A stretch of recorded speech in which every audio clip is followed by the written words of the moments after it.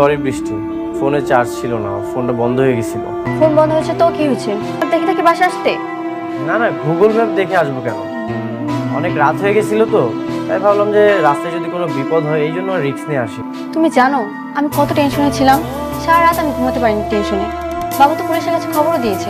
আচ্ছা, এত টেনশন হওয়ার কি দরকার বলো তো? জানোই প্রায় সময় রাতে আমাকে কাজে বাইরে থাকতে হয়। আমি একটা কথা ক্লিয়ার করে বলে দিচ্ছি, এরপর থেকে তোমার ফোন বন্ধ থাকবে না, ব্যস্ত থাকবে না, আর আমি ফোন দিলে সবসময় তোমার ফোন ধরতে হবে। আর রাতে বাইরে থাকার কথা তো কোনো প্রশ্নই আসে না। ঠিক আছে, আমি চেষ্টা করব। চেষ্টা নয়, করতেই হবে। হ্যালো স্যার, রাতুল সাহেব আজকে একটা জমি কিনতে যাবে। গতকাল 3 কোটি টাকার একটা দরদাম করে আসছে। উনি আজকে ডিলটা ফাইনাল করতে যাবে। ঠিক আছে, আমাকে ডিটেলসটা পাঠাও। Okay sir.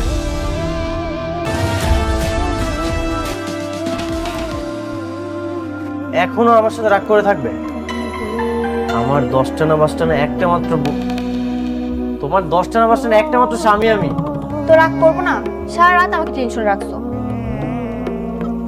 আচ্ছা, এখন থেকে আর কোনো টেনশনে রাখবো না। আচ্ছা যাও, ফ্রেশ হয়ে আসো তুমি, আমি খাবার দিচ্ছি। সত্যি করে বলো তো, আর রাগ করে নেই তো? না। ঠিক আছে, আমি ফ্রেশ হয়ে আসছি। জমি বিক্রি হয়ে গেছে মানে? গতকালকেই না আমি বলে গেলাম 3 কোটি টাকা দিয়ে জমি নিব। তাতে কি হয়েছে? আপনি তো আর জমির দামটা বাড়াইলেন না। আপনি বললেন 3 কোটি টাকা, এখন আরেকজনের কাছে 3 কোটি 10 লক্ষ টাকা পাইছে, এর কারণে সে জমি অন্যজনের কাছে বিক্রি করে দিছে। কে কিনেছে জমিটা? আমার বলা দামের থেকেও 10 লক্ষ টাকা বেশি দিয়ে কে জমি কিনলো?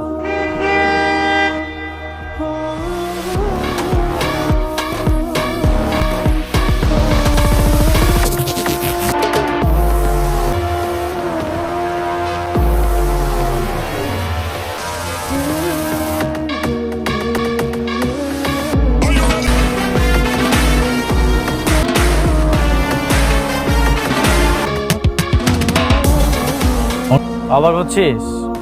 তোর পছন্দের একটা জমি কিনে ফেললাম, এটাই তোর চোখ কপাল উঠে গেল? অবাক হই নাই। তুই এত টাকা কোথায় পাইলি? 2 দিন আগেও তো তুই টাকার জন্য আমার কাছে পা ধরতে গেছিলি।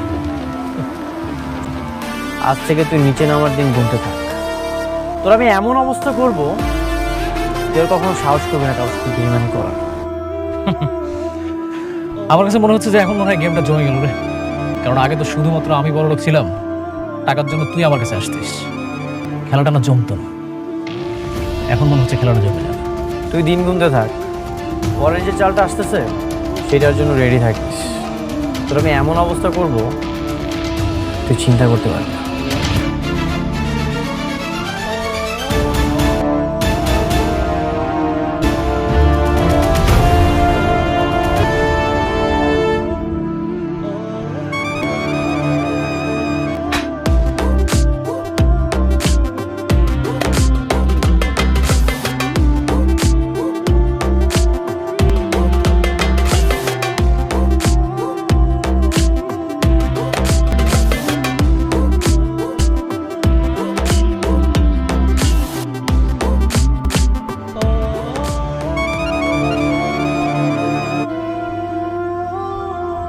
তুমি জানো আজকে আমার একটা নতুন বান্ধবী হয়েছে, অনেক বড়। রেস্টুরেন্টের বান্ধবীর মতো আবার তোমাকে অপমান করবে না তো? আরে না, মাইয়াটা অনেক সুন্দর। আফসোস ওর একটা পানা ওসল। ও কইতাছিল ছোটবেলায় না কেমন ছিল, আর ভালো মানুষ দেখলেই বোঝা যায়, তাই না? সবসময় সবাইকে দেখলে বোঝা যায় না, ওটা দেখে ভিতরের রূপ কখনোই বোঝা যায় না।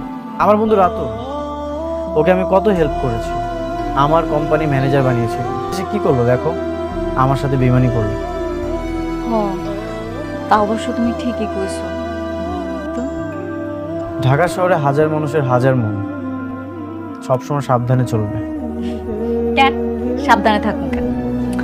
তুমি আসো না, আমি তো জানি তুমি আমার অনেক ভালোবাসো। সারা পৃথিবীর মানুষ আমার লগে বেইমানি করলো, তুমি কোনোদিন